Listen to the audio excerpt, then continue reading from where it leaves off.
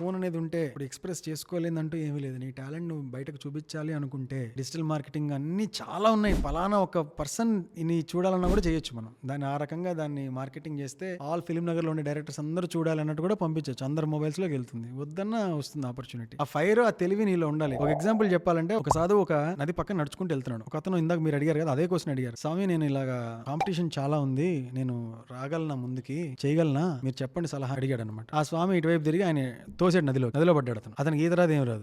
నదిలో పడి అలగలగల కొట్టుకొని ఇటు అనుకుని ఒడ్డు పట్టుకొని రాయి పట్టుకొని పైకి వచ్చి, ఏంది స్వామి ఇట్లా తోసేశారు, నాకు ఈత వచ్చో లేదో కూడా తెలుసుకోలేదు, ఎందుకు అట్లా తోసారు అని అడిగితే ఆయన ఏం చెప్పాడంటే, నువ్వు అందులో పడ్డావు కదా, పడినప్పుడు నీ జోబులో పర్స్ ఉందా, అందులో డబ్బులు ఉన్నాయా, విజిటింగ్ కార్డు ఉందా, తడిసిపోతుందా, షర్టు ప్యాంట్ నానిపోతుందా, హెయిర్ స్టైల్ చెడిపోతుందా అని ఏమైనా ఆలోచించావా? ఏం ఆలోచించలేదు కదా. నీ గోల్ ఏంటి? ఒడ్డు చేరటం. నీ గోల్ ఏంటి? సర్వైవ్ అవ్వడం. ముందు ఒడ్డుకు వస్తే దాని తర్వాత ఏమైనా చేయొచ్చు. కాబట్టి నీ మైండ్ అంతా ఏముంది, ఒడ్డుకు రావడం అనేది ఉంది. అదే టార్గెట్ గా పెట్టుకో. టాలెంట్ చూపించడం, యాక్టర్ అవడం. ఫోన్ అనేది ఉంటే ఇప్పుడు ఎక్స్ప్రెస్ చేసుకోలేదంటూ